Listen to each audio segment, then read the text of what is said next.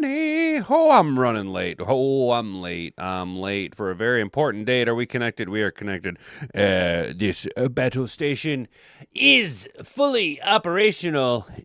Do it. How you doing, boys and girls? Boys and girls, how you doing? Welcome. Or welcome back to That and Beard Show. Mad Hatter Nation, we are rocking and we are rolling. It, of course, is a Monday morning, April the 6th in the big 2-6. Yesterday was Easter. Christ is King. He is risen. Let's go, boys and girls. On top of that, I ain't gonna lie, it was my birthday yesterday, so I turned the big 38 yesterday. Had probably the best birthday ever. Hat and Boobs went. She crushed it. So one of the probably the best birthday ever, and one of the best just all around days in recent memory for myself. So there you go, babe. Wanted to make sure you heard that nice and publicly announced for everybody to hear about over there. As you guys know, with being April 6th, there is not a lot of news. We are crawling towards the NFL draft, and let's be honest, we should probably enjoy this time a little bit more than we are, considering once we get post-draft.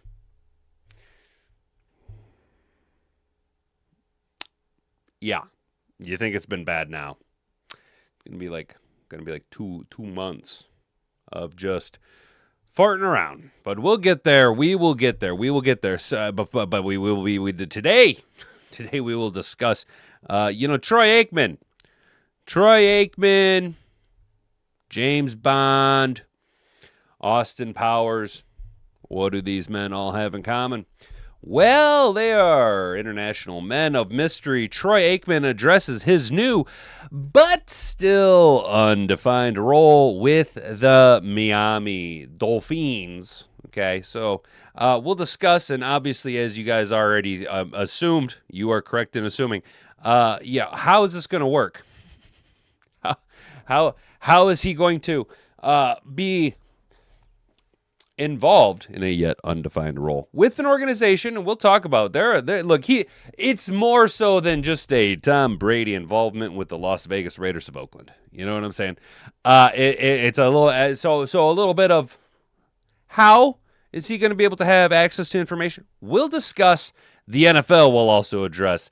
Unfortunately, they're like, hey, let's go ahead and Days of Our Lives this and draw it on out. Pretty soon, Troy Aikman will fall into a coma. His evil twin will come back. That's probably what we'll find out, is that this whole time it's not even actually Troy Aikman. It's Broy Trakeman. You know what I'm saying? His evil twin from another dimension over here working for the Dolphins, and Troy Aikman is actually tied up somewhere, or he's baking imaginary loaves of bread on the 50-yard line. Shout out if you caught that reference. We'll then kick it on over with all the news and notes that we have, guys. We will discuss the only thing worth really talking about over in Detroit. I don't feel like talking about Titty Decker at all, right? No one cares about Titty Decker. I don't care about people's input on the Frank Ragnow situation anymore. I'm over it, right? So we will see what the boss, Dan Campbell, has to say about Isaac Tesla. And he has a bright future with the Lions, according to the Vows. So we'll see what old Tim, twin man, pulled out while talking with Dan Campbell down in Phoenix at the team meetings. And then because it's Monday, normally we do go a little bit long. It's Monday. I'm off on PTO. Today is day 3 of a 4-day weekend. So we're going to kind of scoot on through it and get on ourselves over to the mock draft simulator over at NFLmockdraftdatabase.com. And as promised, so you can get that full ROI. I hear it. Trippy, you can stop calling the customer service line and complaining about your ROI. Okay, I get it. I've teased you guys enough with it. You're not getting the maximum value out of your gold tier membership, okay? So we're going to go ahead and give you the full 7 rounds of a mock draft. We're into April now, so we're going to go ahead and bump that ROI percentage up just a smidgen. You know what I'm saying? Going to give you that full 7 rounds so you can stop calling and leaving complaints about only getting 5 rounds out of the mock draft. As I told you, once we got to April, we are ready to go in a 7-round mock draft. Of course, we'll be doing the Detroit Lions. You guys know how it is. And, you know, I guess the question then, guys, is who should be my who should this week's fantasy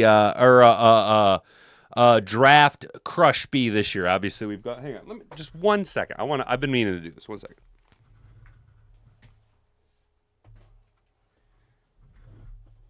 All right, here we go. I think it's time we get the draft board out, guys. Okay, I think it's time we get the draft board out and we start.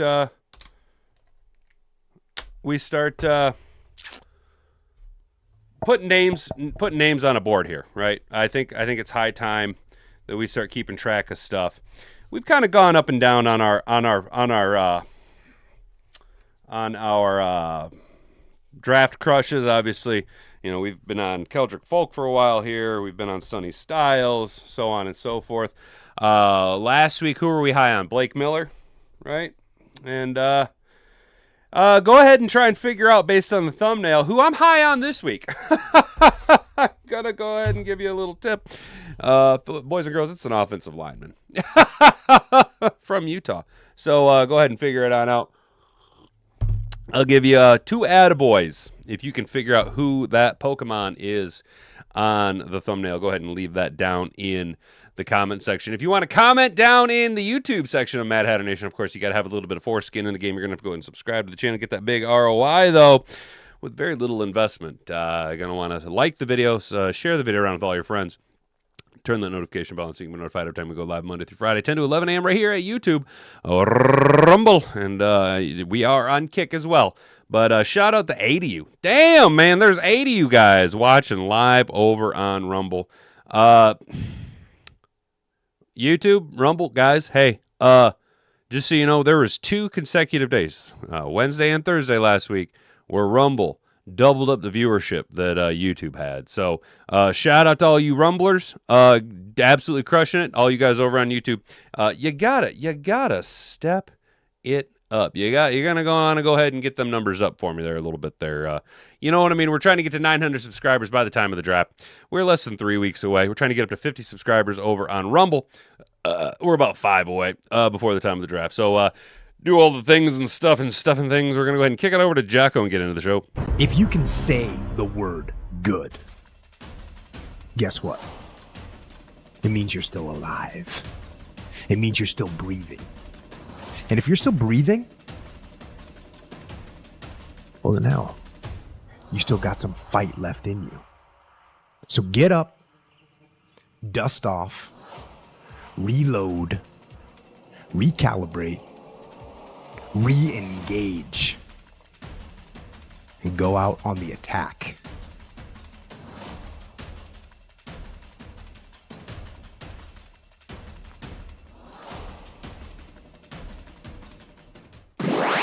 Okay, we're just cleaning off the old dry erase board. Going to bust our draft board out here pretty soon. When we get to the mock draft, guys, I think we'll pump the brakes on the show a little bit, kind of take it into a little bit of a lower gear, slow things down. If you can remember our draft, my draft crushes, we'll try and write them all down. I think it's time we keep track of a little bit of data. Ooh, data. I like data. Data is fun. The NFL is high on Proctor. I have Lomu above him.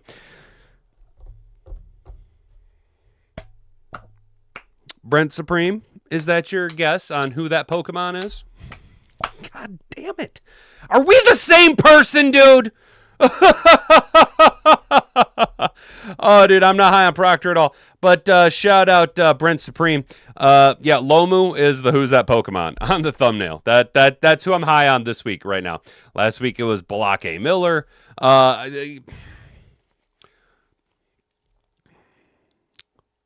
As far as offensive linemen go, guys, I want Freeling at 17, okay?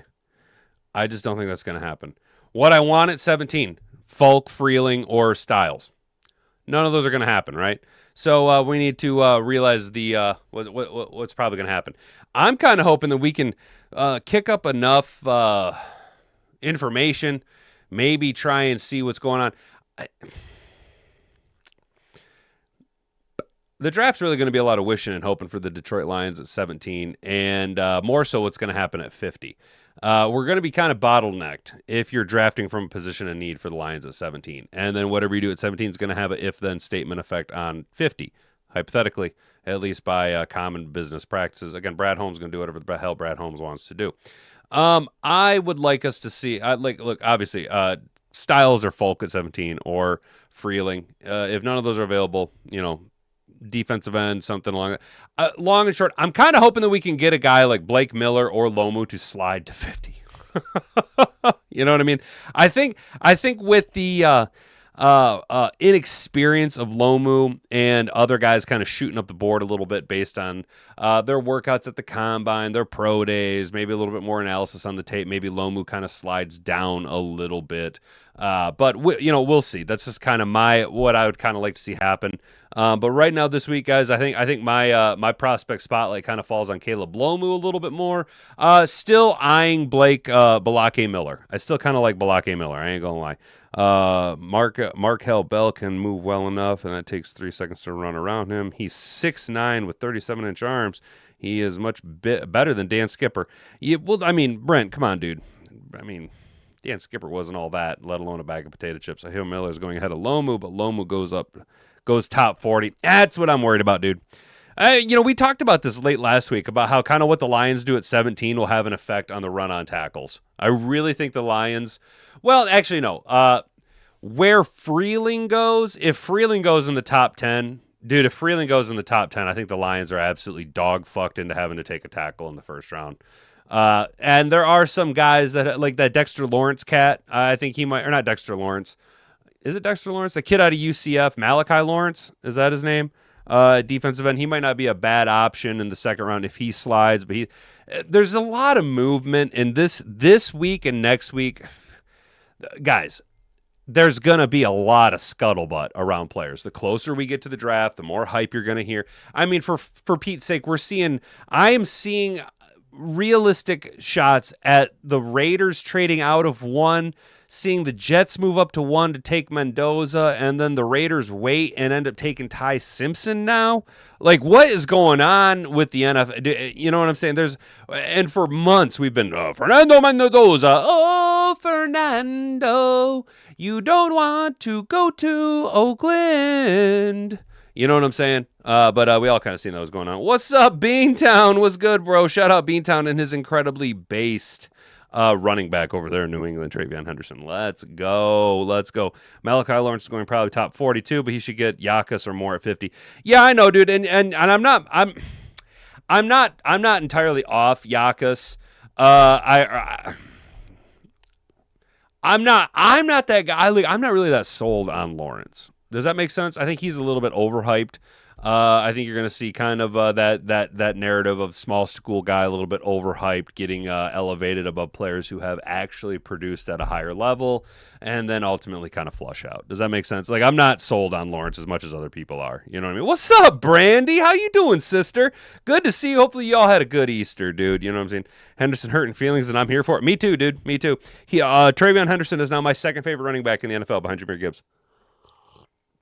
Homeboy brought out the Beatitudes and started dropping them on motherfuckers, dude. I was like, bet. Let's go. All right, guys, let's talk about Troy Aikman real quick here. He addresses his new role once upon a time. Once upon a time, there was the Cowboys. The Cowboys beat the Dolphins in the Super Bowl. If the teams somehow cross paths in the championship game in the not-too-distant future, Cowboys Hall of Fame quarterback Troy Aikman will definitely have a dog in the fight. Well, I didn't realize Troy Aikman and Michael Vick were friends. In an interview with Clarence E. Hill Jr. of DLLS Sports, Aikman made it clear that he's now all in for the Dolphins. It's still not clear, however, what Aikman will be doing. He could be, advising offensive development. He could be advising personnel acquisition. He could be baking imaginary cakes at the 50-yard line. Shout out if you catch that reference. Aikman explained that he was approached by the Fish to assist with the GM search. Then he was asked to help them find a new head coach. Now he'll be sticking around. I'll continue to help in ways that are yet to be defined, Aikman said. While Aikman's specific role is to be determined, the thinking is that Aikman can help the effort in the same way that Thomas Brady was helping the Raiders. Look, you know what, dude? All I'm saying is, you know how dope it would be if, hey, Hat, what do you do? I work for this company. No, what do you do? My role is yet to be determined. Hey, what do you do? Guys, I now work for NASA. My role is to yet be determined. I have decided, y'all, rest assured, Mad Hatter Nation, go out there and tell everybody this. Tell them, let them know. Preach the word that you have heard from the bird that Hat and Beard is I now work for the Detroit Lions. My role is yet to be determined, but my lived experience, I identify if the NFL is going to be super woke and push back against, conservative values. I identify as an individual who works for the Detroit Lions. My lived experience is that my salary is, you guys think what?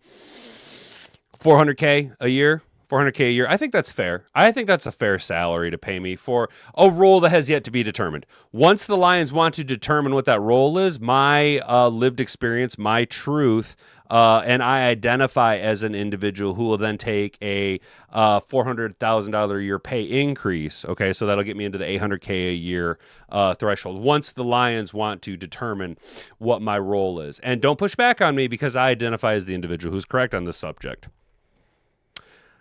I think all franchise quarterbacks that have been in the league for any length of time, Aikman said, I think we all come out of the game thinking, well, that we could run a team, and I know what it takes, and certainly have been doing a part of some championship teams, and I know what the locker room feels like, and what a winning locker room should look like, if he can remember it, the memory thing. And so I really thought I would go in a direction when I was getting out of football, but because of things in my personal life, it kept me from really being able to devote time in that way. But in the back of my mind, I kind of hoped it'd come along. And then, I was so far removed at this particular time, I didn't think it would ever happen. But so it kind of scratched that itch. But, I don't have any ownership.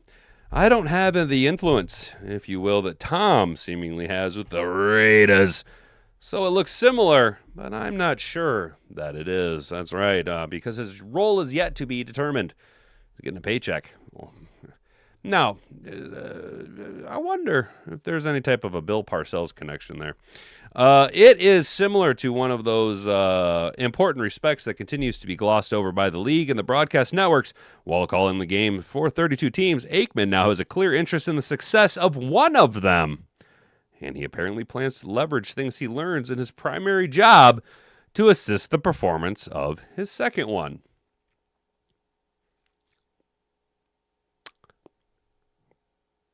Are they saying the quiet part loud? Seems to me that they just said exactly what Troy Aikman, like I said, guys, international man of mystery. Yeah, baby. He's Troy Aikman. He's trying to get his mojo back, dude. I think the Dolphins were wise in understanding my relationship around the league and knowing that I have information that they don't have or can get. Really? You're just going to say it? And I think they were smart in taking advantage of that. Whether it was through me or through somebody else, the Cowboys have never elected to do that, at least with me. Maybe they have with others. You mean like a Tony Romo? But no, I don't feel there's a conflict with the Cowboys. But I will say I'm pulling for the Dolphins because now I have something at stake, and I think they hired two really talented, wonderful people. And I think that's going to prove itself out. But yeah, I'm pulling for them. I want to see them do well because I feel like my fingerprints are on it as well. He is flat out saying I have access to information that teams cannot get, and the Dolphins were smart to hire me because I can relay that information that they're not privy to. Look, I'm not saying that it's wrong. It's just, do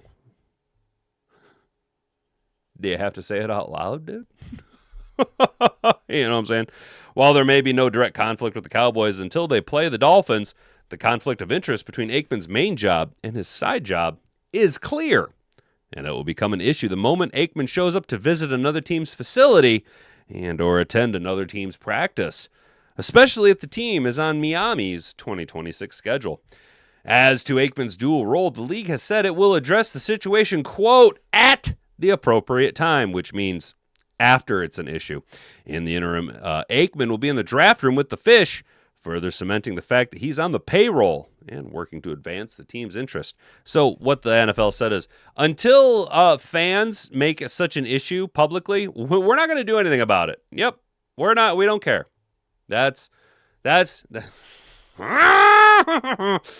people just don't give a shit. Having a slice of equity doesn't matter. Aikman is on the payroll.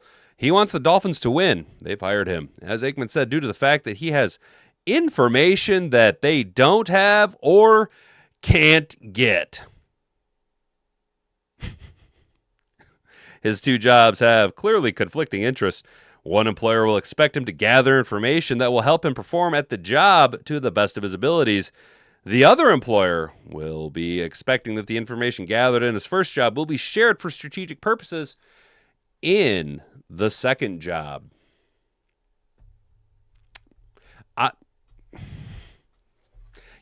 I have to legitimately ask my employer. I had to sign a piece of paper. Doesn't mean I signed it. My employer makes us sign a piece of paper saying you will ask them for permission if you can work a second job. And I looked into it. That's totally legal in the United States. It's called moonlighting, right? And this is bullshit.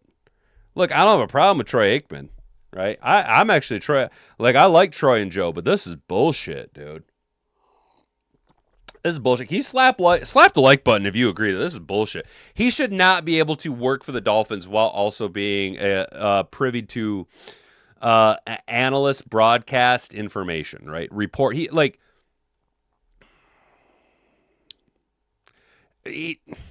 He's state-run media at this point. You know what I mean? Like, he's both relaying information and being an insider.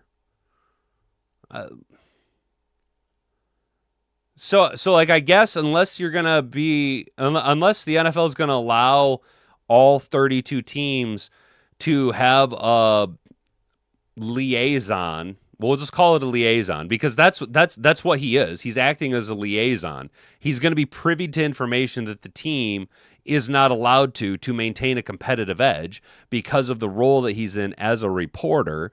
But then he's going to leverage, he flat out says that I'm going to be able to leverage the information that they might not be privy to relay it back to them. How is that not, like, at the very least, scandalous? You know what I'm saying, dude? I don't get. How do we feel, Mad Hatter Nation? How do you feel? I never liked Troy. He was always so pompous. He was good at special team per salary. He was good and a special teams pre-salary cap. He wasn't the one who took them there. Right on. That's right. What do y'all think about Uar Bernard? No idea. Now he admits he will help Miami cheat. So arrogant. Yeah, Brent, you see it, dude. You know what I'm saying, bro? Like, he's like flat out saying it, dude. He's flat. Sounds like Spygate to me. You know what I'm saying, dude? Like, I don't understand, and I don't understand why the NFL is just being like so obtuse to this situation. Machiavellian teachings: find your leverage and use it. Fuck your rivals' enemies. I know, dude. I know, and like it's business, bro. You're not wrong, dude. I actually like the drop of the Machiavellian line. Nicely done, dude. Trippy. Why are we all the same person, dude?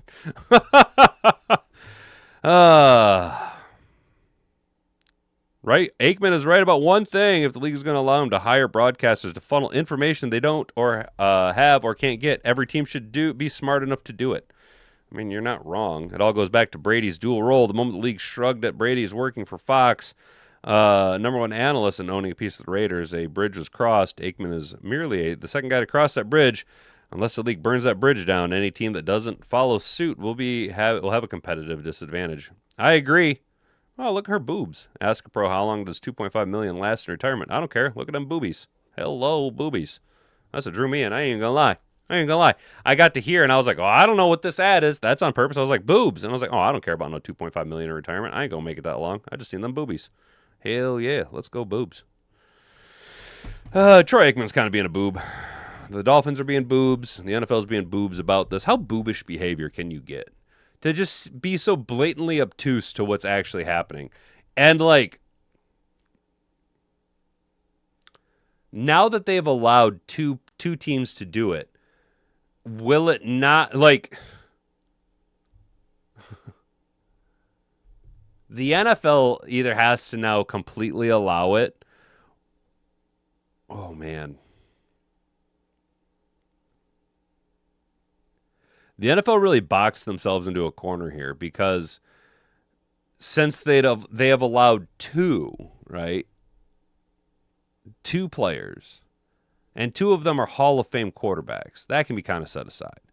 But they've now allowed two organizations to leverage this dual role reporter analysis while also being a infiltrator liaison for the organization.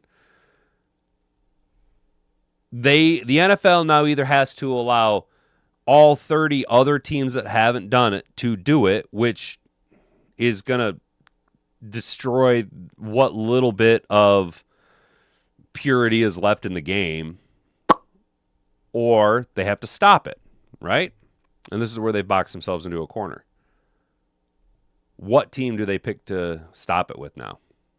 Because the way that it reads narratively, well, Tom Brady's the GOAT. Okay, that's fine. Yeah, we'll let Tom do that because he's Tom, right? Well, Troy Aikman was the quarterback of the dynasty, the 90s Cowboys. We them Cowboys, just, you know what I'm saying? That America's team bullshit. Okay, so the narrative is there. Okay. Well, you're going to have to let the Chiefs do it because we love Patrick Mahomes. Well, of course. I mean, Patrick Mahomes needs every advantage to get back into the good graces of the winning sphere of the NFL, and this will help us kind of lessen the amount of referee interference. Okay, well, of course. Well, and Giggle Williams, he's the next the heir apparent to Patrick Mahomes, so of course the Bears have to do it, right? So let's just say that the Lions do it, or the Browns, or the Jets, or the Titans. These, not Detroit removed, but it is and forever will be until proven otherwise, Detroit versus everybody.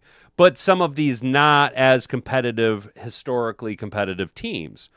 Once the NFL puts the barrier up against that individual team and says, no, you are a bridge too far. You are not allowed to. Everybody else up until you has been allowed to, but you are not allowed to. How then does the NFL push back against, we have been putting our thumb on the scale against teams this entire time if they take a stand against one individual team? Now you have to let everybody or you have to let nobody. And the team that you ultimately stand against will always have that point in time to say, see, it was us. It wasn't until we tried to play by everyone else's rules that the NFL obstructed it and said, no, you are a bridge too far. No, Detroit, you cannot have TJ Lang talking to teams and reporting back to you. No, Cleveland, you are not allowed to have broadcasters in dual roles. Do you see what I'm saying? Because whatever team they take a stand against, that entire fan base is just going to be even more jaded and go, see, we told you that they've always been against us. It was fine until we did it, but once we did it, then the NFL took a fucking stand against it. Do you see what I'm saying? Does it make sense? Are you with me? Knock on wood if you're with me, man. Let's go. I would love Uri Bernard in the 5th or 6th. Athleticism, absolutely nuts, like miles off the charts. Right on. Uri Bernard's workout was way more impressive than Sonny Styles for his size. Let that sink in. I don't know who he is. Who is Uri Bernard? I have no idea who this guy is. What position does he play? You know what I mean? Like I'm not trying to say I don't know anything about him. I don't know who the guy is. In the draft, he hasn't played football. He has a 300-pound jumps like Calvin Johnson. What position does he play? Like, what is he? Is he a defensive end, a linebacker, a tight end? At 300 pounds, I hope he's not a tight end. That'd be fucking nuts, dude. I just don't know who the guy is. That's all. All right, we're on the... Damn, we kind of rant and raved about Troy Aikman there for a little bit, y'all. Shit. Can I get a French fry? Y'all, I gotta get like a soundboard so I can just play the sound clip. So I can play Wilford Brimley's "Can I borrow a French fry?" All right, guys, let's talk a little Lions ball here. Just let me know down in the chat he's a defensive tackle. Gotcha. Okay. Or is it Uar Bernard? You are? Captain Bernard, Senor Bernard, Big Bernard, big boy Bernard. Runs a 6'4", 40. Damn, dude. Jumped like 39 inches, but hasn't played football before, so he could play any position. So what do you mean he hasn't played? Like, all right, so you said he's from Nigeria. Is he one of those like? Is he is he like Hassanin where he's only played college ball or something like that? When you're saying like he hasn't played much ball before, like what do you mean? Like I don't. Is he like when you say that? Is he one of those guys that's like, oh, I'm a basketball player who's gonna enter the draft? You know what I mean? Like yeah, just give me a little bit more on him. Let me like, you're just gonna make me look him up, aren't you? Oh, you're just gonna make me look this guy up.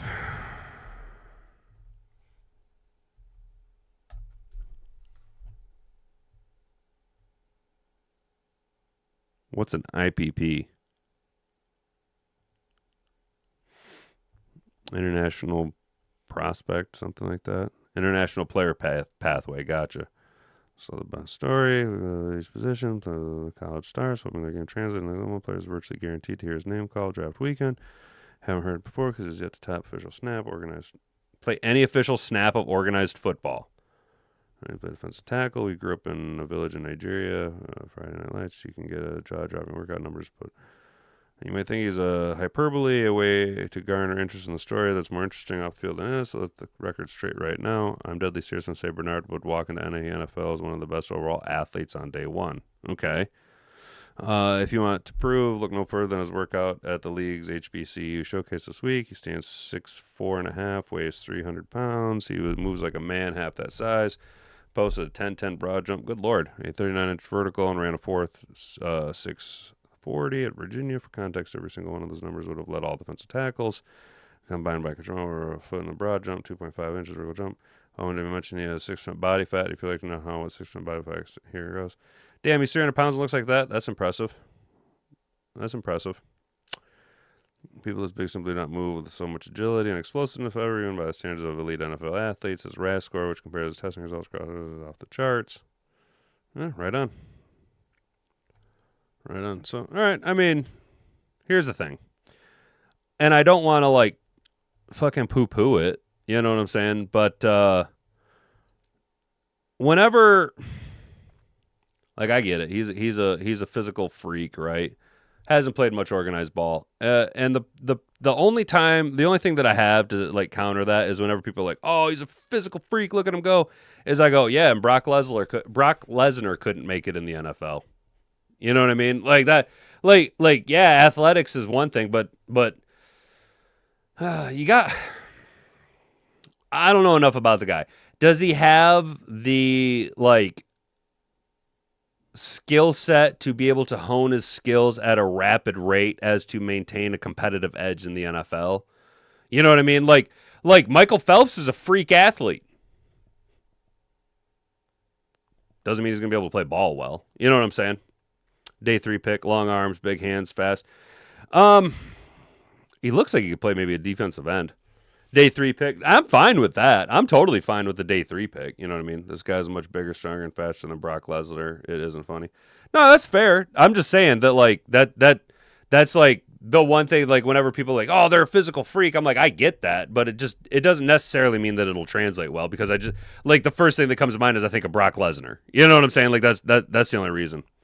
Brandon will probably take a day 3 swing on him. He had 50 pounds on Brock Lesnar. That's fair. This guy's much bigger and stronger. I get that. I get that he's more, like, agile. I'm just saying that, like, you know, maybe we realize that, like, there is a certain level of, like, competitive polish that comes with playing organized ball at a high level, like the NCAA. You know what I'm saying? Because I realize that we're comparing apples to oranges because they're not necessarily the same thing. But everybody was all high on Giovanni Manu because he was such a massive physical specimen, raw talent, blah blah blah blah blah. You know what I'm saying? And I was one of those guys. I've just been trying to learn to, like, kind of temper my expectations around this. You know, it's like, just because they're a physical freak doesn't necessarily mean they're going to translate well to the NFL. Hell, even guys who are physical freaks who play well at a collegiate level don't translate to the NFL. You know, look at Tim Tebow. You know what I'm saying? Love for football. Yeah, no, I agree. I agree. Brock didn't have no love for football. Melvin seals his fate with this draft. Mr. Detroit City, second nail. How's that? It's the second nail in his coffin. But again, I don't get the whole like Brad Holmes doesn't draft well. I don't get it. I don't see it. I don't see it.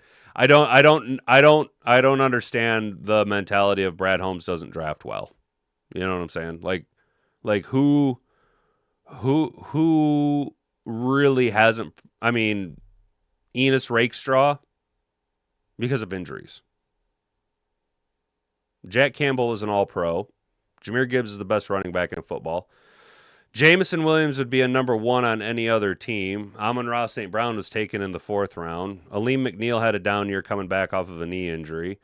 Tyleek Williams played but wasn't required to play, and when he was required to play, he played well. Terrion Arnold, I'll give you that he played poorly the first bit of the season and then was down with injury.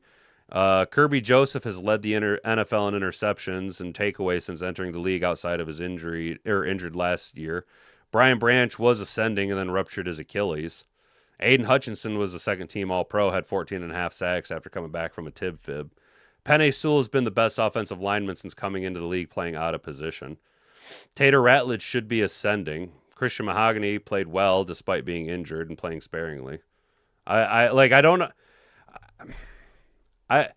get what you're saying because Brad Holmes doesn't appease the fan base because, look, I get it. Everybody wants Brad Holmes to trade up and draft somehow everybody wanted us to get Will Anderson Jr. You know what I'm saying?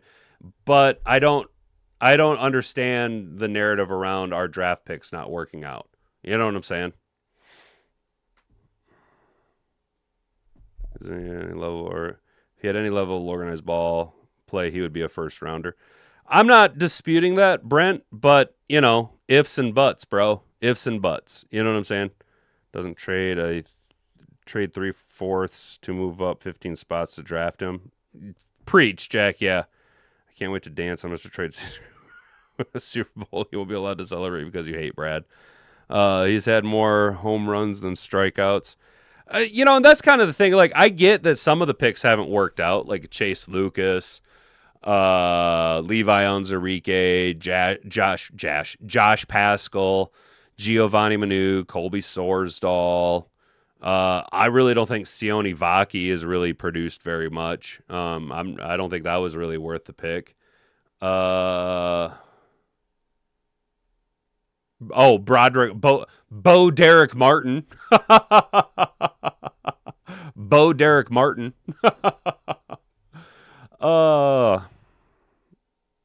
Who else? James Mitchell? James Mitchell? Yeah, Bo Derek Martin. I don't know. So it was a couple years back. I was trying to remember how to spell Broderick, so I just broke it down to Bro Derek. So I just called him Bro Derek Martin. Yeah, he didn't work out. I don't know, man. I think that a lot of our picks are better than what we give them credit. Most really good GMs have a 25 to 30% success rate. Brad's still 500 or better. Is he at 500 or better? I mean, I get it, dude. I get not liking the way that he conducts business. I understand that. And as a content creator who's supposed to sit here and try and tell you guys what direction I think we're going with the organization based on the information Brad Holmes gives me, it is a pain in the ass, right? But to that point, if you spend enough time listening to what Brad Holmes says, he's telling you exactly what we're going to do. You just have to speak Brad Holmes-anese. Fact of the matter is the team regressed, and he hasn't made any real moves to push us back up. Dude, we had one... Come on, man. Come on, dude. Last year wasn't as bad as everybody wants to make it out to be, dude. I think Brad's sitting at 56% success rate. And, the thing, Sleepy, the thing is that,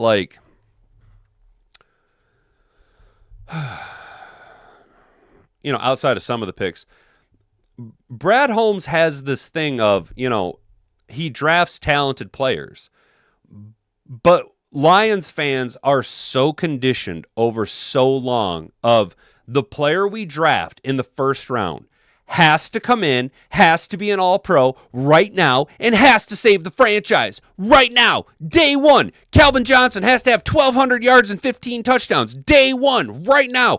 Joey Harrington must throw for 5,000 yards right now because we are desperate. Okay. Jack Campbell was not good his rookie year. Jack Campbell played poorly his rookie year, right? Jack Campbell was not good.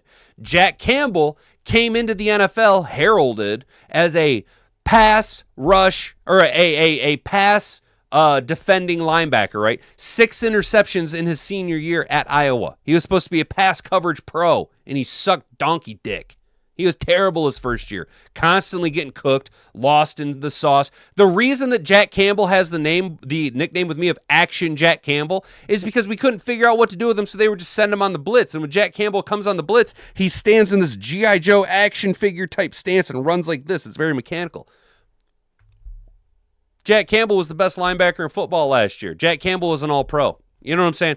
So Brad Holmes drafts these players that, albeit they don't come in and they go, boom, 4,000 yards of production. I'm in the NFL MVP consideration. Look at me.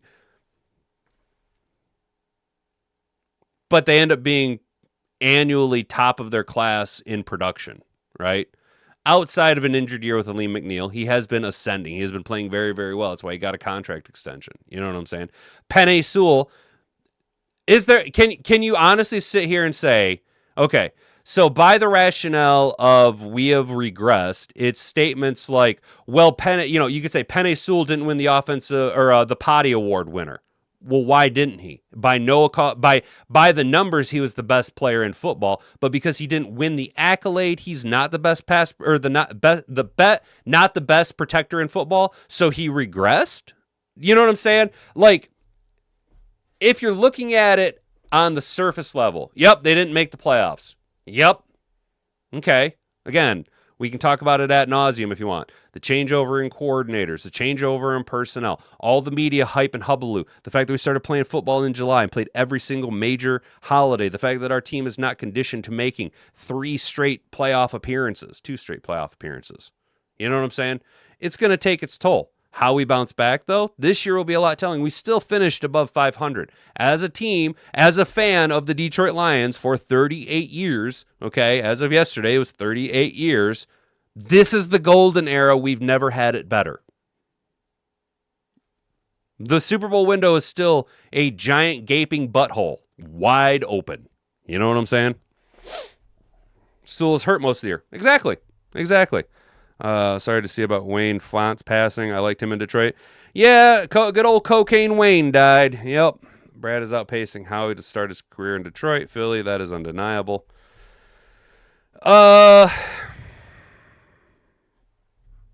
Accolades, though, Brent Supreme. Howie's been in Super Bowls.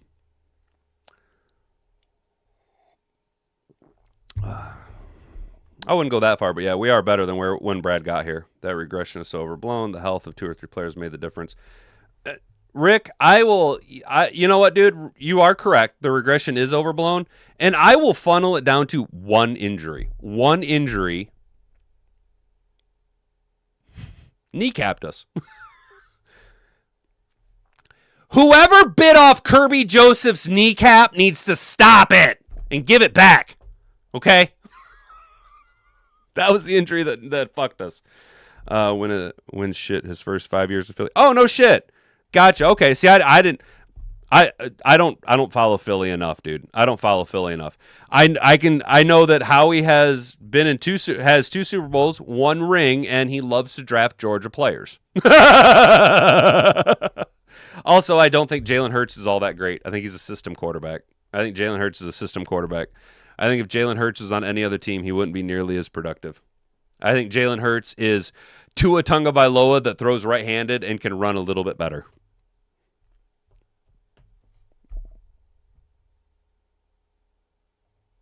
Well, let's double check, because I thought I seen something about that too.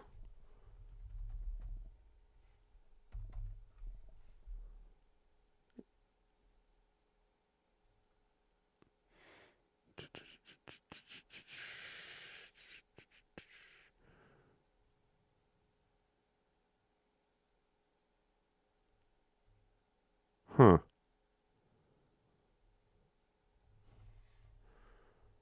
Huh. I thought I seen something about him dying too. Whoopsie. Hope if I can spell. Yeah.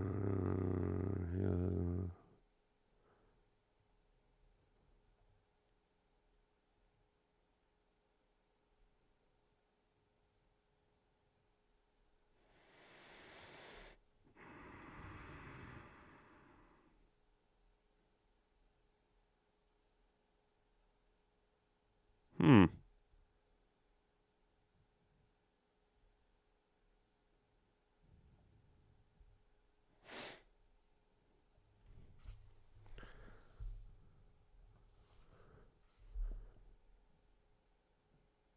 That says in 2025.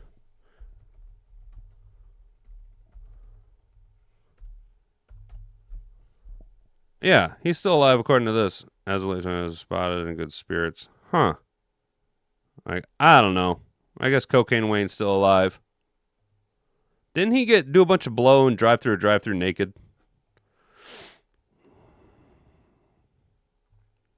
I don't know, Mom. I'm seeing. Was it on? Are you sure it was the Lions' actual page, or was it a spoof Facebook page?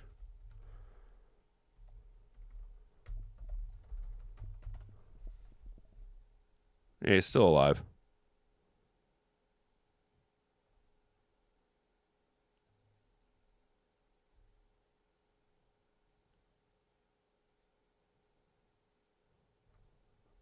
No, this is fake news. Yeah, this is a spoof.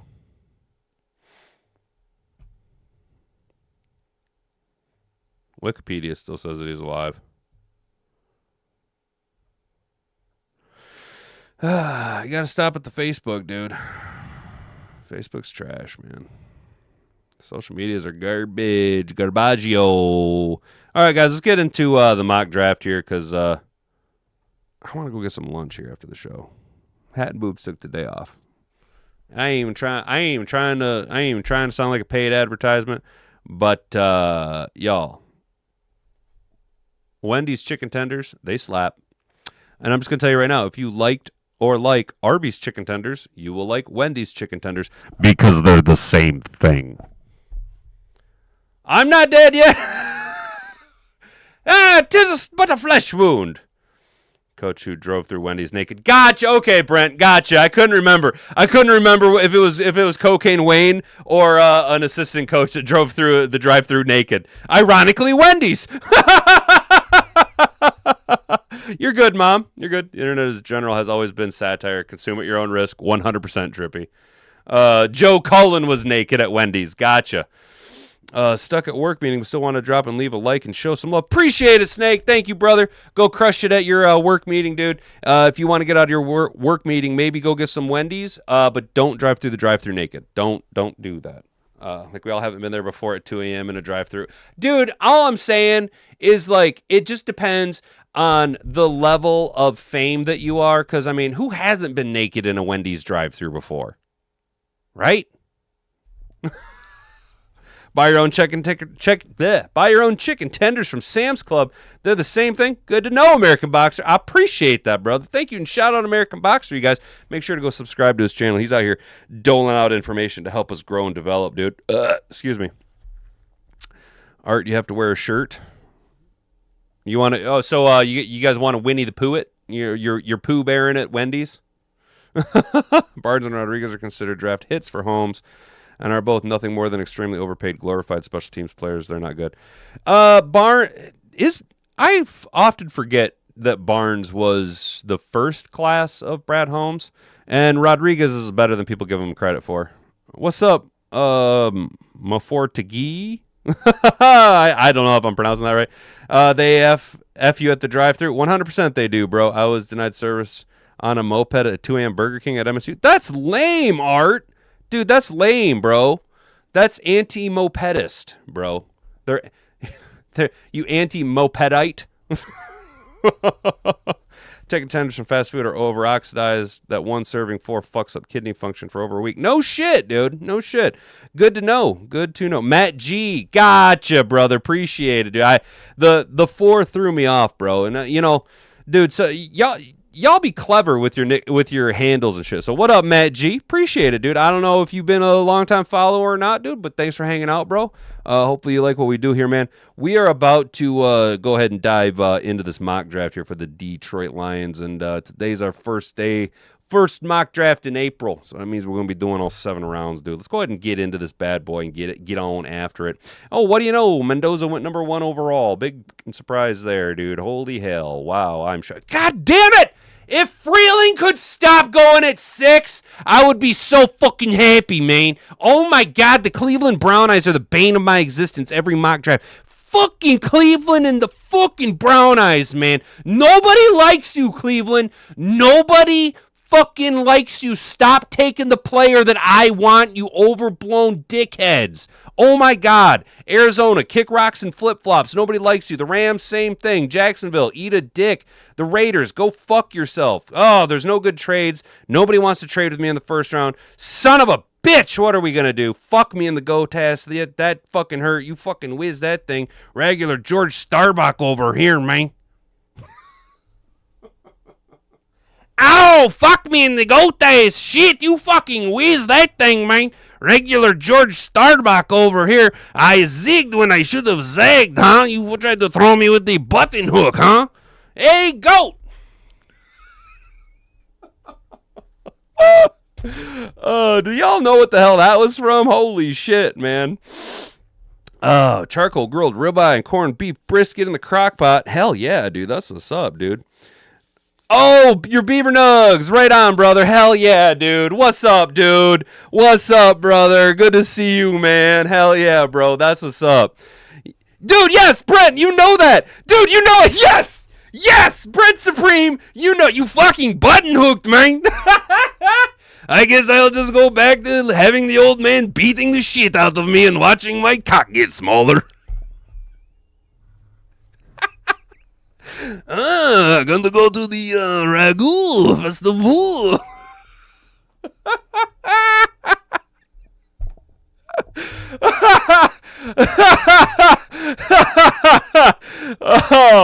Oh, shit.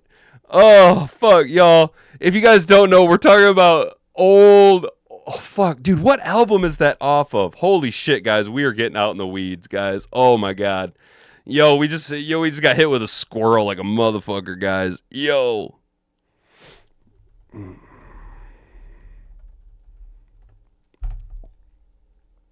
Yes. Yes, it's off of What the Hell Happened to Me. That's what it's off of. Oh, you fucking whiz that thing, man. Oh, you better get some rest. You have a long day of drinking and beating the shit out of me ahead of tomorrow. Yes, that's right. You better get some rest. Good night, old man. You have a long day of drinking and beating the shit out of me tomorrow. Oh, fuck, man. Oh, maybe we'll listen to that later if we got time. Let's get into this mock draft, y'all. Holy shit. Woo! All right, so Mendoza went number 1 overall. Reese, the Mayuga all the way up to 3. Love, Styles. The fucking Brown Eyes taking Freeling. Then Tyson, Bailey, Delane, Downs, Terrell, McCoy, Lemon, Bain, Taint, and Cooper Jr. Weird. All right, boys and girls. The world is our oyster. Who are we taking at 17? Should we try and trade back? Everybody's there. Everybody's there. You want me to take Hurt Foot Guy from Miami. Not going to happen. Y'all want me to take Caden Proctor, too. That ain't going to happen. I ain't taking Lomu at 17. That ain't sure as fucking going to happen. Ooh, Balake Miller. Hello. Hello, Ty Simpson. You guys want us to take Ty Simpson? I know you guys want us to take Ty Simpson in the first round. I can feel it. I can feel it in my bones. You're like, Ty Simpson. We want Ty Simpson, 17 overall. Because none of you believe. You gotta believe. You gotta believe in Jared Goff, fellas. You gotta believe. You gotta dare to believe you can survive. Tampa Bay Lions fan club. That's what I'm talking about, yo. Hell yeah, let's go. What's up, Tampa Bay Lions fan club? Welcome to the chat. I'd run to the podium with Fano. I love it. See that shampoo bottle over there? We're all going to laugh at you as disturbed. No! They're all going to laugh at you. They're all going to laugh at you. No! He's got some balls and some cock. You gotta at least jiggle his nuts or stroke his schlong. No! No! They're all gonna laugh at you. Yo, Brent Supreme, you are triggering some seriously. All right, guys. So this is how I know about Adam Sandler, right? So my brother is 8 years older than me. Shout out. So I'm 38. He turns 46 tomorrow. Okay.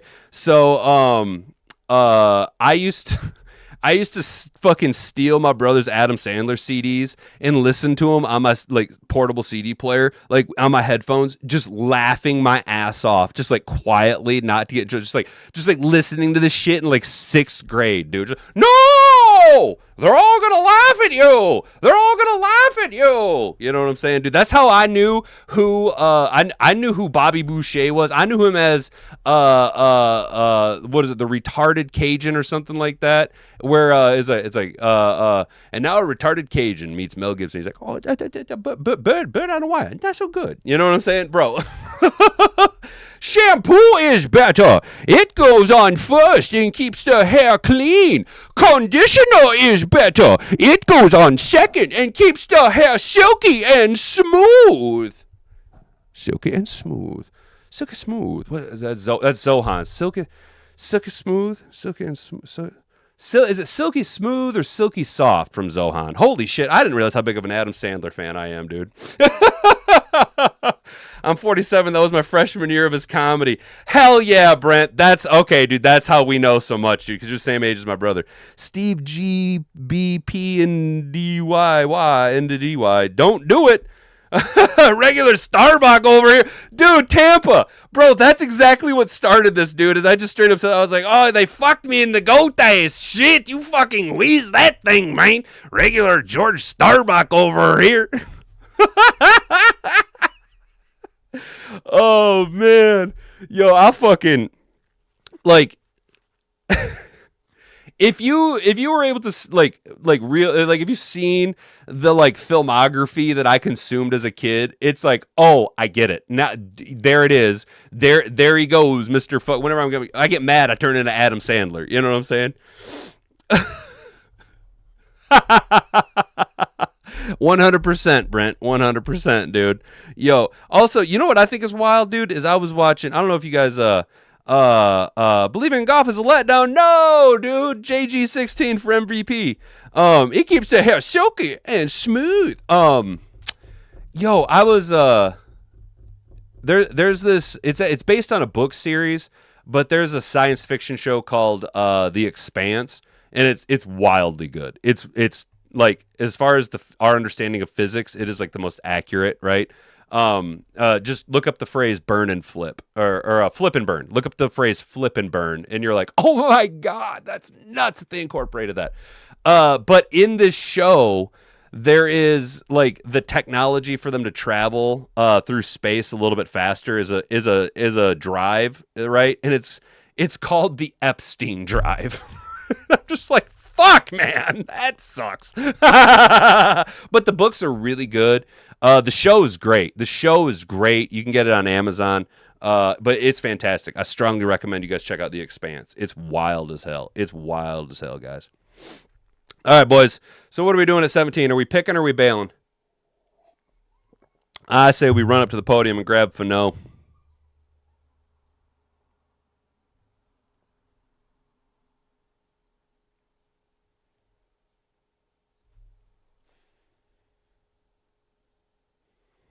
Thought I heard some shit. Sorry, fellas. Sorry, fellas. Thought I heard some shit. Now, I know, Brent Supreme, you're like, his stubby little arms, dude. His stubby little arms. Fucking dogs, dude. Neighbors' dogs are dill holes. I want Keldrick Folk, though, man. Because, look, dude, the tackles have all slid, right? I know you guys are really not high on Gunter Dunker. So, we're sitting here, we're kind of between a rock and a hard place, dude. Because we got 1, 2, 3, 4 tackles, if you count Proctor. And, 3 defensive ends that I would consider taking in the first round. Mesdorf, Falk, and I'd go as far as Cassius Howell. You know what I'm saying? But I'd really like to... Should I try and build a trade, fellas? Let me know, chat. What do you think, chat?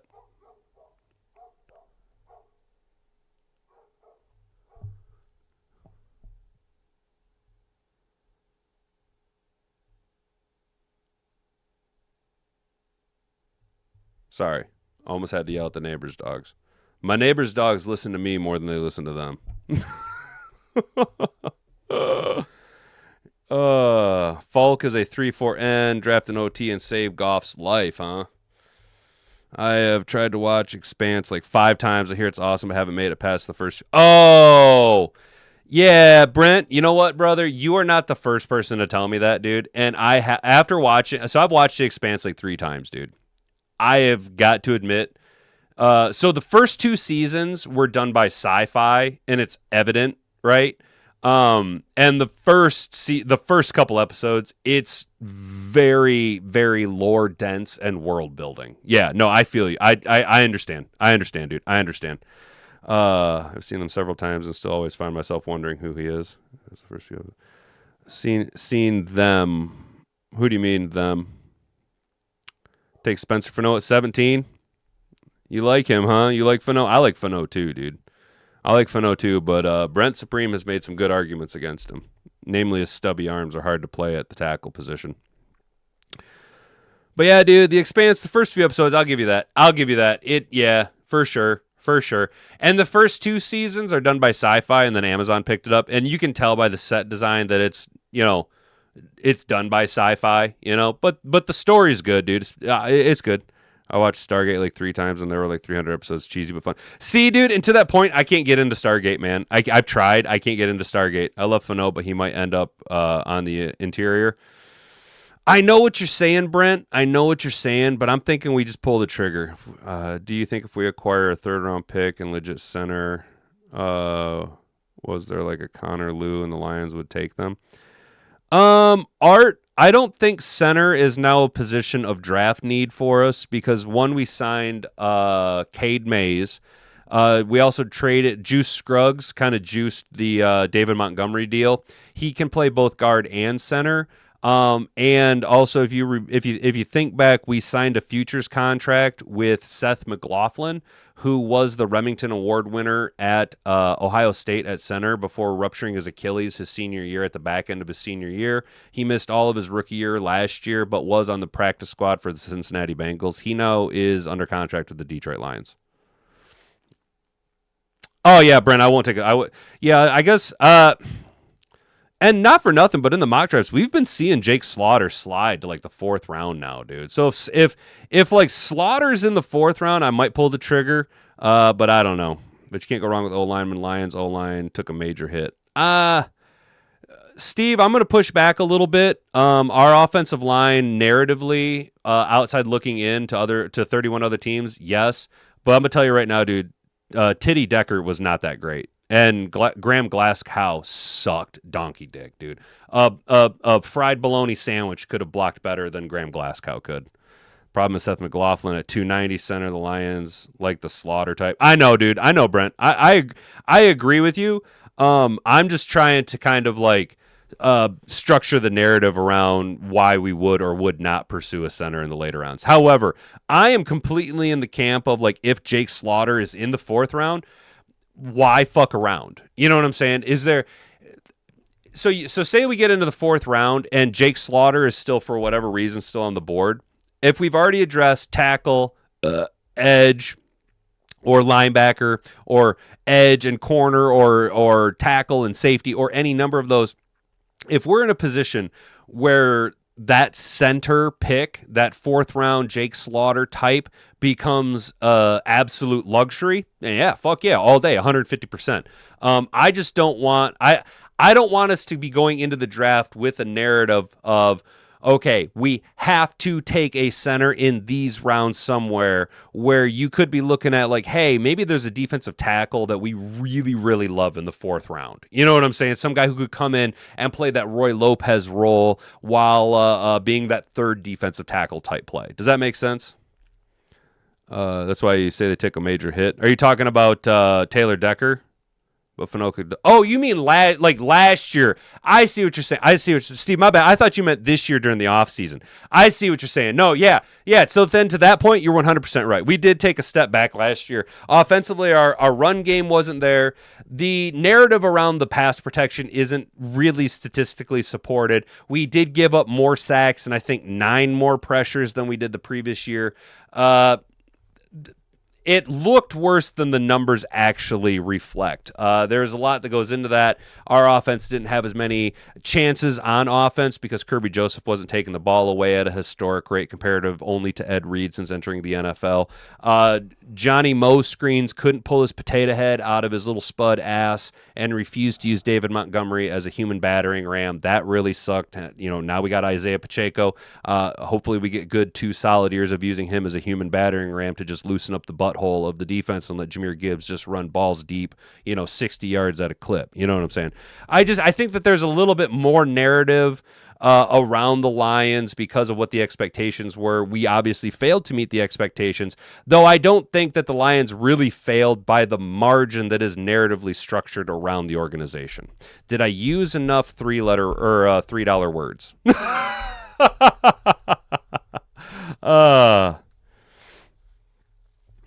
Could develop into the best. Oh my god! Damn, Brent, you say you want Fano to play center? Damn, bro, you are really off of Fano, man. Most tackle traits: wide base, long arms, good footwork. That's true, Beantown. That's true. Well, let me ask you this, Beantown. From just this last year, long arms. Okay. I did not watch enough of the Patriots to be able to speak from a position of actual legitimacy. I can speak to how poorly one individual played in the Super Bowl, right? Were Will Campbell's short arms that impactful to his overall play? Because wasn't that the hit around Will Campbell is that his arms were too short? He had too short of arms. And then to that point, how important is it for right versus left tackle to have long arms? Does that make sense? He means no stock. Oh, gotcha. Boom, right there. Actually, you just said that. Shit. My bad, Brent. You just answered my question. Hope Scissor could Brad draft in the first round to make you put a boot through your TV. Kicker.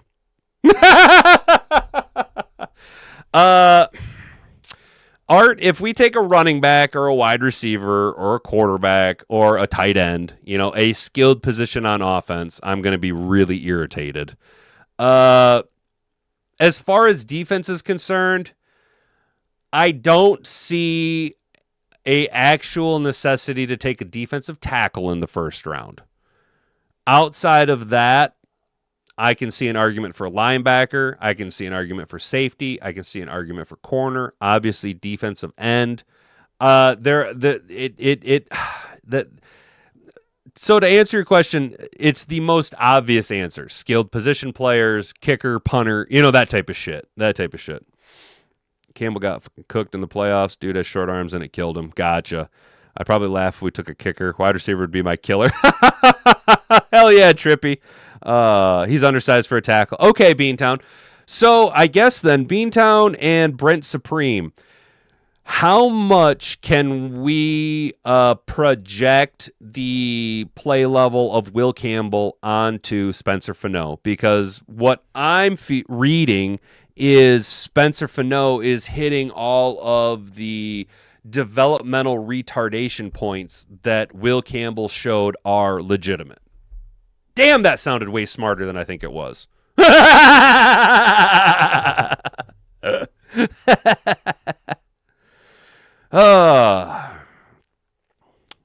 Well, then let me ask you this, guys.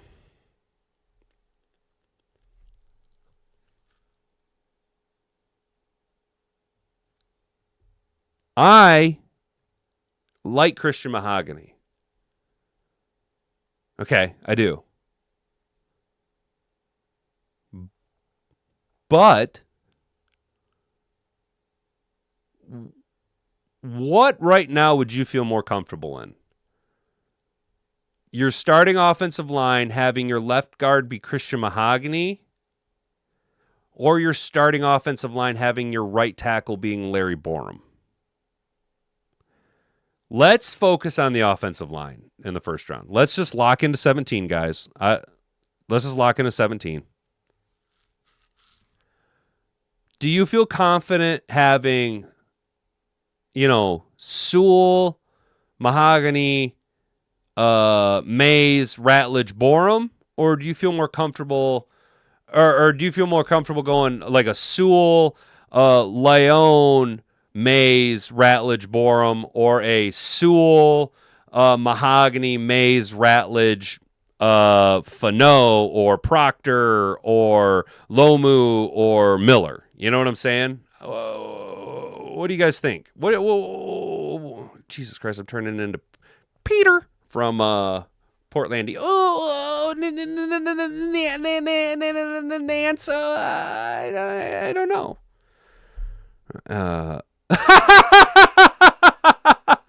Jack says draft Fano in round 1 and Lomu in round 2.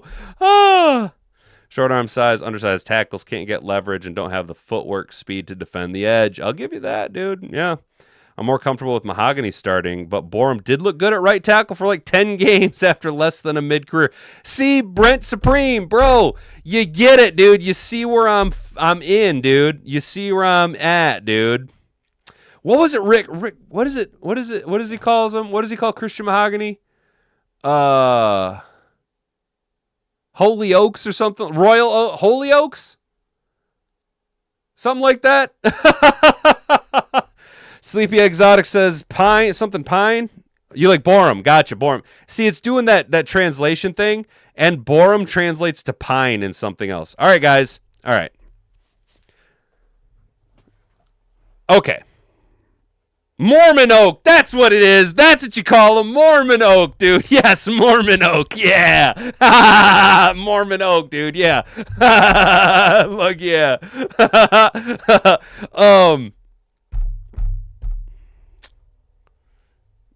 All right, guys. Let's do the not sexy thing. Let's do the Brad Holmes thing. Brad Holmes likes Larry Borum. I'm sorry, Christian Mahogany, but availability is the best availability. Leon's one of the best offensive linemen, one of the best prospects, period, in the draft. I can't pass on this play right here. I'm taking Leon, guys. Boom. Sorry, I have to do it. I have to do it. Why take a hybrid offensive tackle guard player that you don't really know where he's going to fit when you could just go, no, I'm taking the best guard in the draft. I'm taking the best player at his position in the draft. He's sitting at 17. His character profile is off the charts. His athleticism, he's a human wall. You pile him on the left side next to Penei Sewell, and you got the biggest, scariest left side of the offensive line in all of football, dude. Let's go. Then he was good. How out of nowhere, so one can hope. Well, and that's kind of it, dude. You know, I'm kind of hoping that, yeah, I'm leaning into Larry Borum figured it out. It just took him a long time. All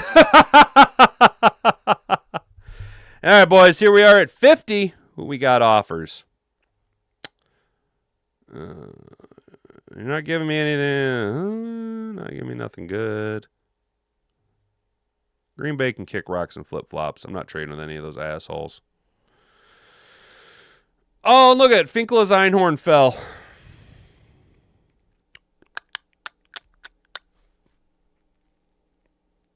All right, boys. What do we do?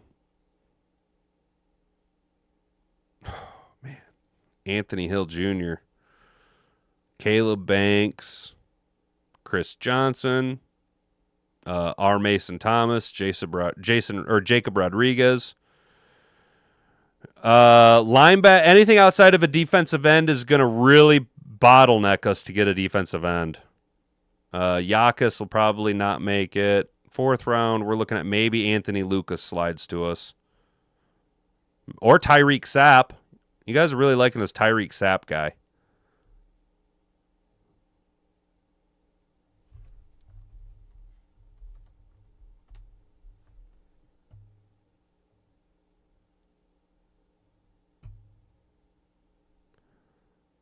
Who is it? Which one of you is super high on Tyreek Sapp?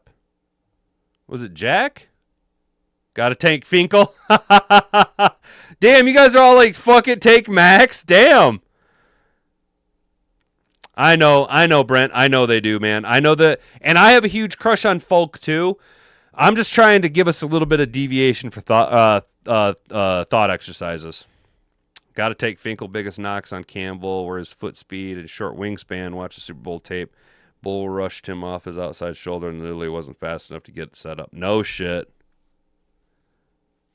Max Einhorn, if we take Folk in the first.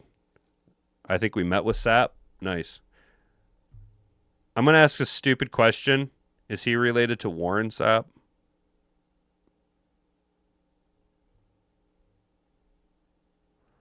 Hands, but he lacks clean positional fit due to mismatched parts of his game. He has the anchor and upper body strength to stall blocks and hold his ground. Limited bend and explosiveness hinders pressure production off the edge, but he shows some life when sliding inside. He's missing short area quickness and change of direction for pursuit and tackle success in the open field, though. Sapp could play as an even front base end who reduces inside on rush downs, but adding mass and competing as a 3 technique might give him the best chance to take it. 3-year starter with major production splash in 24. Steadies into his first contact with strong wide base. Difficult for single blocks to engage movement against him. Power to neutralize much bigger bodies when hands are first. Pushes through edges as an interior rusher. Has the leverage and leg drive to build a bull rush. Lacks first step quickness and upfield burst. That seems to be a trend with this class, dude, is bad first steps. Tight lower half makes it tough to bend on the edges. Short strider with below average burst to close. Frame and game are caught between positions. Yeah.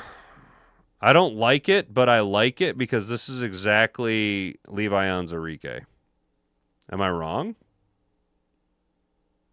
That's Levi Onwuzurike, yo. Legit. That's the edge we always are after. You know what I'm saying? All right, guys. He's not related. Gotcha. Yeah, dude. Art. I got that vibe whenever I see Warren Sapp on film or talking. He seems like a giant asshole, bro. He seems like a big old asshole. Not related. Sapp is a day 3 edge. Levi's 300 pounds. Yeah. I know Sapp isn't quite that size. I just mean like the that hybrid defensive end, defensive tackle that we can kind of kick down. I'm not looking at Sapp for right now. I wanted a player profile on him to see, we're trying to look down the draft order to see who's available. Well, then let me ask you this, guys. Should we do the goofy thing and take Finkel as Einhorn here too? Fuck it, right? Fuck it, right? Like, why not? Why not? If he's going to be there, why not? There's really no other tackles. There they go. Bam. Yeah, dude, it's a huge. Bro, no way.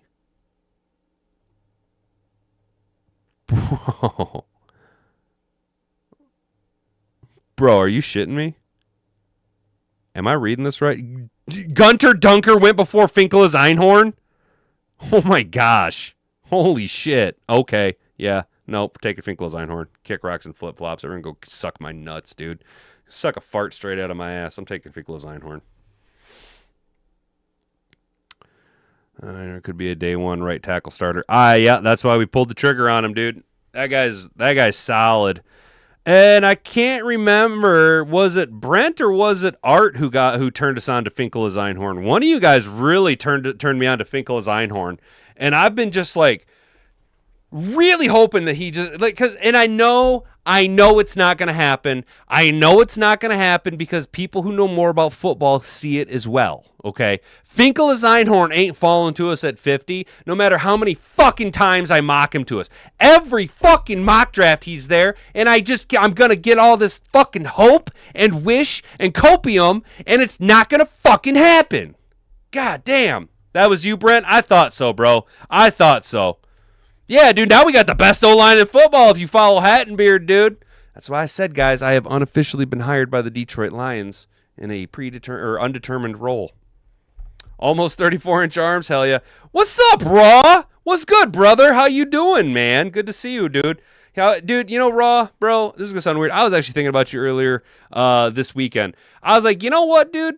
I really got to give Raw some credit, dude. You really have been standing your ground for over a year now about Jamison Williams, dude. And like legit, man, I cannot get over how like the argument you presented to us and how I was like, damn, dude, he's 100% right, dude. Like I love that argument about how Sam Laporte is productive because of the JMO effect, dude. I was like, you know what? Like, good on you, dude, for standing, like, your ground for well over a year at this point, dude. Like, bravo to you, dude, and, like, cheers. You know what I'm saying? I was like, damn, that good on him, dude, for real. No, I appreciate you, bro. I appreciate you, dude. Little football wear on his body. He's already a great pass blocker. Damn, dude, so if he's a lawn fair, he's got them good feet, dude. If you're left tackle under 330, to me, they're undersized and are going to struggle with elite edge rushers. At this point, Beantown, you're probably right, dude. You're probably not wrong. I ain't trading. Kick rocks, flip-flops. Let's go.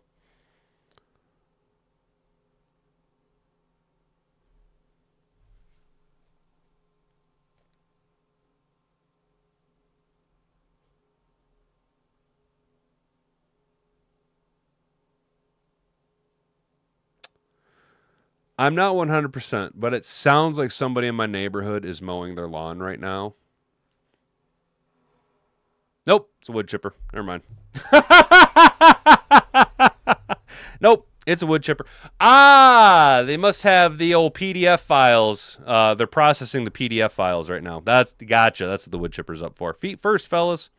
Feet first. Make sure you do it feet first. Feet first, fellas. Feet first. All right, here we are in the fourth round, 118. What do we do, boys and girls? Do we go Delp? Do we go Devin? Ooh, Devin Moore? Or do we do what we just talked about, Jake Slaughter? What do we do here, fellas? Do you think Hank Fraley is the best O-line coach in the NFL? I do, because I'm very biased. Draft J.C. Davis, offensive tackle from Illinois. Ideally, for me, my left tackle should be 6'6", 330 with at least 36-inch arms. Hell yeah, dude. I get what you're saying, dude. You know, Raw, I like Oscar Delp as well. I like it as well. The thing is that I did just make a pretty staunch argument for if Jake Slaughter falls to us in the fourth round, we pull the trigger on Slaughter. I'm looking at three guys right now.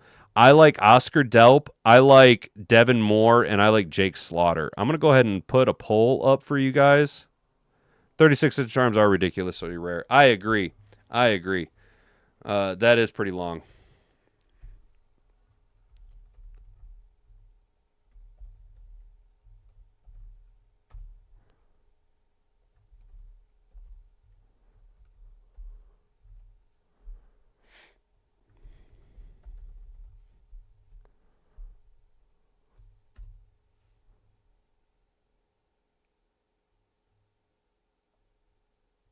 Why can't I put this poll up?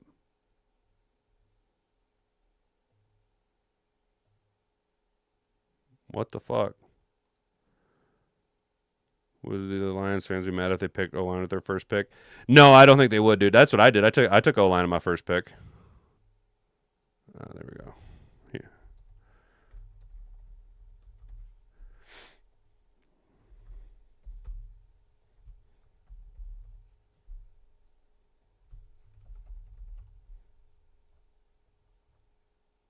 Bro, why does it keep deleting the like it won't let me put the fucking poll up, dude.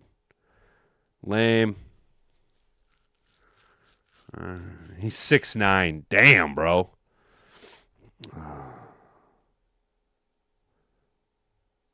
Oh, that's true, dude. Yeah, you're right, Rob. Jason how do you pronounce his name? Molly. I know who you're talking about, and yeah, I agree, dude. I agree. So what do you guys want to do? Do we go Devin Moore, Oscar Delp, or Jake Slaughter? What do you think? Because let's see what the edge room looks like. We can still get Lucas or Sapp later. Let's go. Let's go.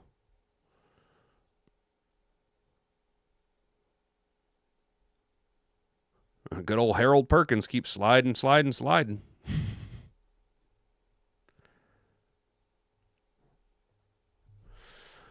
Oh, you want Mohammed at corner? I understand, but I'm not sold on him. Our first RPS to be a safety or linebacker. You think? Trippy, you want to go Slaughter? I just got done talking up how we got to take Slaughter. I'm going to do it. Bam. I like Jake Slaughter. I've liked him this whole draft process. And I just don't think he'll be there in the 4th round. I mean, do you really see a world where Jake Slaughter, who's projected to be one of the better centers in the draft, falls all the way to the 4th round, considering how hard it is to find starting centers in the NFL? I think he'd come in and start probably day 1 for most teams. Fuck out of here, Indy. Nobody likes you. All right, we're still back here in the 4th round, 128. Mohammed's gone. We still got more. We could go Sam Roush if you wanted. I kind of like Devin Moore, but we're pretty loaded at the cornerback room. Kind of leaning Sam Roush or Sam Roush.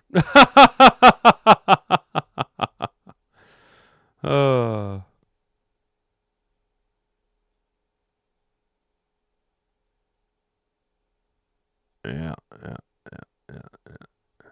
Let's take a look at the defensive ends. Make sure we're not missing out on anybody. Well, we missed out on Lucas. Do we just pull the trigger on Sapp? We're at 128. He's projected 165. If Indy might send Sauce our way to get some picks back. I wouldn't be mad at that, dude. Sam Roush say you really... All right, dude. All right. That's kind of what I was thinking, dude. I was thinking Sam Roush as well because he's a fucking freak, dude. All right, I'm with you on that, dude. I'm with you on the Sam Roush pick, dude. I've been kind of high on this guy for a little bit, dude. I've been kind of high on the Sam Roush pick, dude. For real.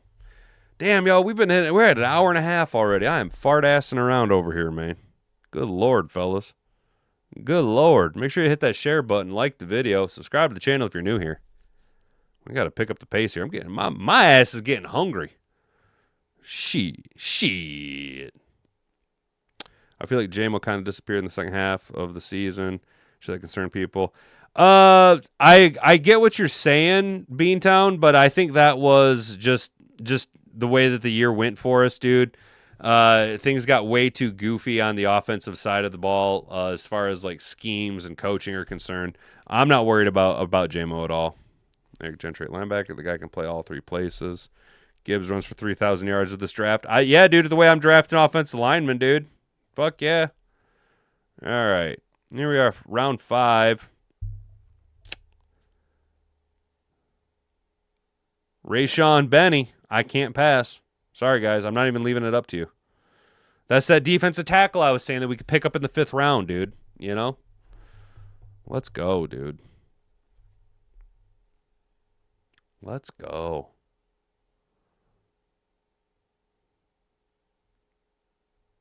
Yo, we might be able to still grab Sapp in the 6th round.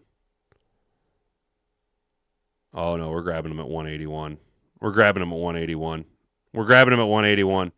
Yo, do I pass on Sapp at 181?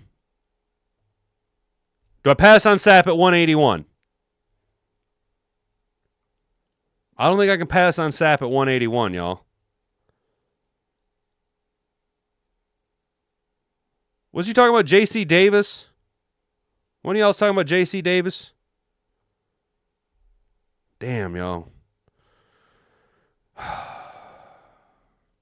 Kind of stuck here, fellas. Take Max for D end. Sam Roush adds 300 yards to Gibbs easy. He's the best run blocking tight end in the last few drafts. Hell yeah, dude. That sounds like it's more of a scheme thing than anything else. Yeah, Beantown. I think so. Really, the JMO thing was. I think it was just the transition and the desperation that we got into, the mishaps and mishandling of our offense by the potato. He's gone though. Max Leo Wellen is also a good end. Hell yeah. When ASV was injured, TK85 came in and was open in the middle for those catches and yards. That's the JMO effect. Hell yeah, dude. Preach, dude. Fuck yeah. All right.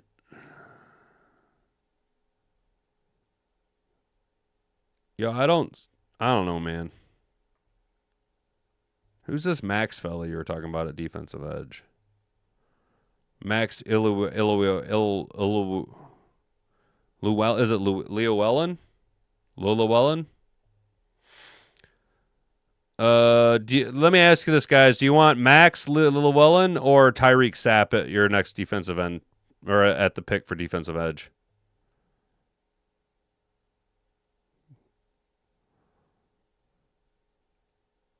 Man, normally Bud Clark would still be around in this area.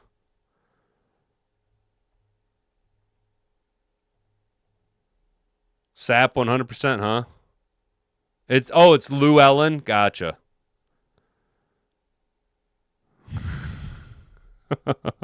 Yeah, dude, I was calling what's his name, Johnny Moscreen the potato, because he looked like a potato. Rebound. Yeah, dude, I'm thinking Gibbs has a big year too. Max Llewellyn, huh? You guys want Max Llewellyn? Sorry, Raw, dude. People want Max Llewellyn.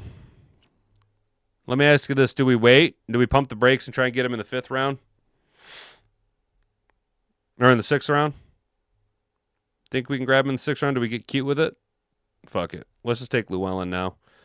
We've been drafting long enough here today, fellas. We gotta mash on the gas and leave his ass in the pass. Hitting my hazard lights as the finish line pass. Still tipping on fofos, wrapped in fofos. Fofos, I'm tripping. Wood grain, I'm gripping. Catch me lane, switching with the paint dripping.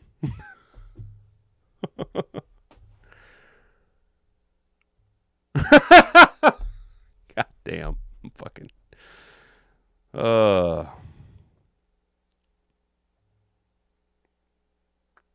You'd consider Max and Sapp. You guys want Sapp? I took Llewellyn, though.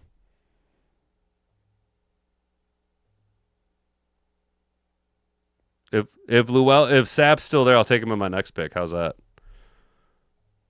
Boom. Welcome aboard, Tyreek Sapp.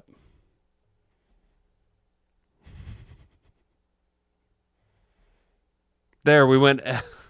We took offensive line with back-to-back picks, and we took defensive linemen with back-to-back picks.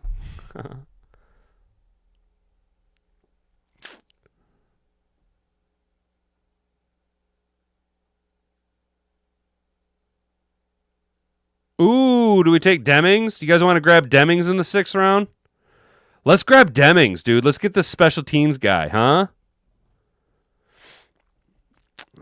So why not both? Exactly, dude. That's why we did it, bro. We need that depth, bro. 17 days, Brandy. Hell yeah, dude. Let's go. Hell yeah, Raw. We grabbed him too, bro. We grabbed him. We got all the guys we wanted, dude. We just went bananas, dude. Guys, I kind of want to take Charles Demings. I'm taking him. 6th round. Why not? Why not? Why not? Run it. Run it. Is this our last pick? Yes, sir. It's our last pick, fellas. What are we doing?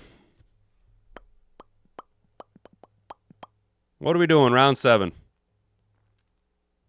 Round 7, 222. Give me a name. Any name. You name him, we'll take him. Pat Coogan. Oh, no shit, Sleepy. You're down in Florida. Hell yeah. Sleepy, is your picture a picture of a joint?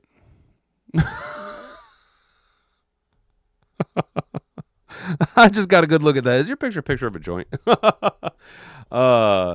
Redundancy everywhere. Draft all the same positions. One will work out.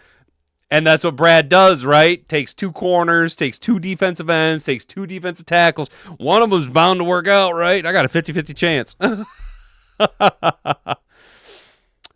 But we took center and tight end already. I know, man. I know, dude. I know. That Marlon Klein dude might be sneaky in the 7th round, though, dude. You know? Yeah, that might be the redundancy that we go with.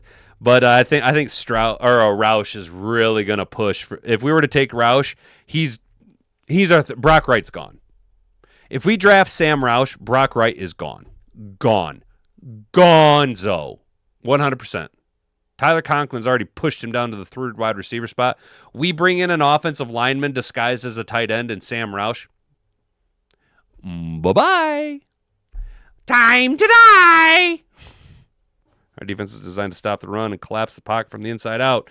As I push the pocket, creating a scramble effect, defense cleaned up. Our biggest challenge is covering in the first 4 steps. Preach, dude. Marlon Klein is a better pass catcher than Roush. Roush drops balls in a monster after the catch. No, it's one of my snakes because I'm a snake. Oh, gotcha. Okay. Yep, that makes sense. See, I couldn't tell. At first, the first couple times, I thought it was like some type of a motor with like some type of piston operation. And then I got a better look at it, and I'm like, damn, dude, is he holding a big-ass joint? Yeah, it's a snake. That makes sense, dude. That makes sense. It sounds easier than it is. 100% raw. We glad we worried about marching 49ers offer. So glad we were. Yeah, dude, no shit. When we were like, no, we need to keep Brock wrong. Brock wrong is the man. You know what, guys? Welcome to the Department of Redundancy Department. Marlon Klein, welcome aboard. The Department of Redundancy Department really appreciates you. The Department of Redundancy Department.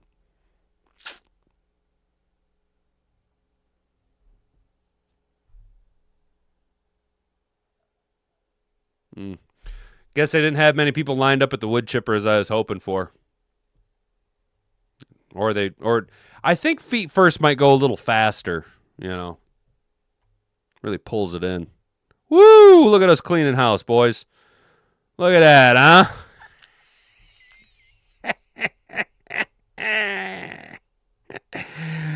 Oh, yeah. Oh, yeah. That's what I'm talking about right there. Get ourselves a nice little cup of coffee. Yeah. Oh, yeah, that's what I'm talking about.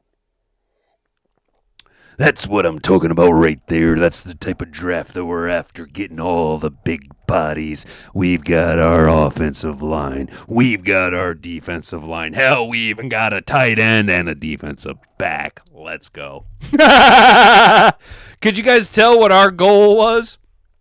We went guard in the 1st round, tackle in the 2nd round, center in the 3rd round, tight end the tight end who's really an offensive lineman masquerading as a tight end in the 4th round, defensive tackle in the 5th round, a defensive end in the 6th round, defensive end in the 6th round, defensive cornerback in the 7th round or 6th round, and then Marlon Klein in the 7th. We just went all big bodies. Big bodies. Big bodies. Let's crush them. Shove it in their eyeball. Boys and girls. Appreciate each and every one of you. That's why I said we need safeties and linebackers. I see what you're saying, Raw. I see. We score 50 every week with that draft. I hope so, dude. I hope so, bro. I hope so. Not only are we scoring 50, but we're shutting every team out along the way. Guys, I appreciate you hanging out with me for this extended episode of the Hat and Beard Show. We did almost 2 hours of stream time today. If you haven't already, please subscribe to the channel. Ring that notification bell when on your rooting around in the bathtub under the video. It lets you know when we go live Monday through Friday, 10 to 11 a.m. right here at Rumble, YouTube, and Kick. It takes the thinking out of it for you and sends you a push notification directly to your phone. Hit the like button on your way out the door, and if you haven't already, share this video around with everybody you know. Trippy, have a wonderful rest of your week, dude. You got a weekend coming up, my guy. Appreciate all of you who took the time to comment down in the chat, who helped us build this mock draft. Brent Supreme, Jack, Raw, Brandy Coffee, Rick C, Sleepy was weighing in heavy today, dude. For real. I appreciate all you guys taking part in the chat. Shout out to all you rumblers over there. I see you, Brandy, dropping some dancing bananas in the chat. That's absolutely awesome. And Kick, Although I can't see you, I know you guys are there. Have a good rest of your day, guys. Stay out of trouble. Don't do anything I wouldn't do. Until tomorrow at 10 a.m., I've been Hat and Beard. You've been an attentive audience. We'll see you then. Bonga bonga. Frig off.